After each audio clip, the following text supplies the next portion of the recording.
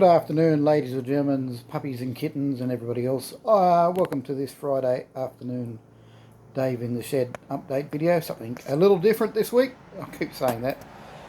Currently showing you a Dobson telescope that's put out by National Geographic. Actually, you can buy these from Aldi's when they pop up. They're worth grabbing. Bit of fun.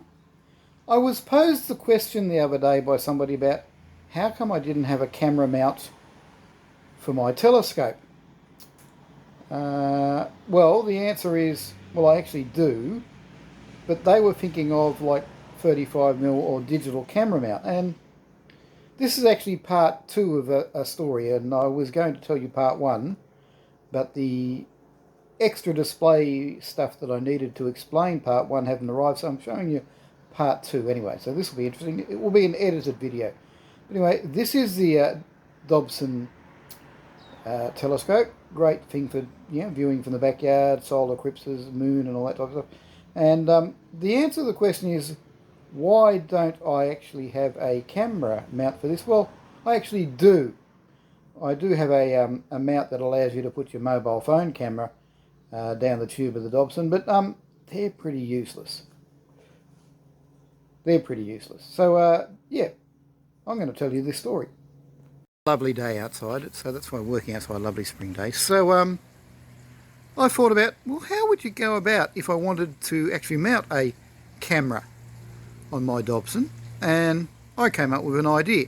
Now, I'm not going to go with a 35mm camera. I'm going to use a digital point and shoot type camera. Now, the first thing would do is the Dobson hasn't got a tripod mount. So if I did want to take photos using a camera, I would have to come up with a tripod mount, I reckoned. So I built one. Now I'll show you this second part. This is quite funny. This is the part where I posted on Facebook about having the telescope in the scanner. And what I wanted to do is get the spacing for the legs. Notice those little cups there? Well, that's what I was doing. I was trying to take a photo of the bottom of the telescope so I could get the spacing to make the leg mounts right. I'll show you that bit in a sec. So just hang on. Video editing time. So there you go. Voila. Dobson, hello Pussycat, making comment. Pussycats are a bit strange because I've been running in and out of the house doing bits of it. So there you go, aka Dobson telescope on the mount I built. Now this is a modified tripod my dad built. Found a bit of it, so I'm just this is all about recycling as well. So there we go. There is the mighty Dobson sitting on the tripod. We'll just like the first part of the story. So we've got that. So now we've got to look at which camera we're going to use and how we're going to mount it. So back in a sec. You don't think the people would like to hear about the telescope? You're just telling stories now. I think they'd like this a story. It's all about passing on information and bits and pieces. That's what it is. You're meant to be part of this story. You're not. You're inserting yourself in my social media. You've got your own social media.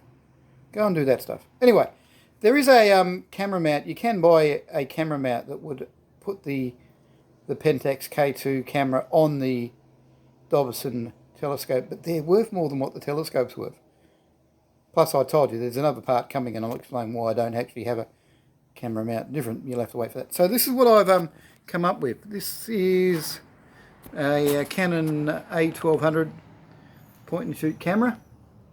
And this is the lens out of the old camera mount I have. So I've disassembled it and I've actually 3D printed up a collar.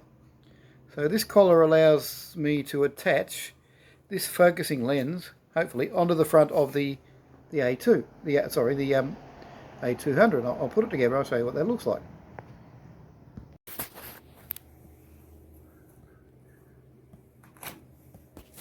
So that assembled like that. Now, one of the interesting things is when the Canon powers off, it retracts the lens. So I'm working on an idea that this is a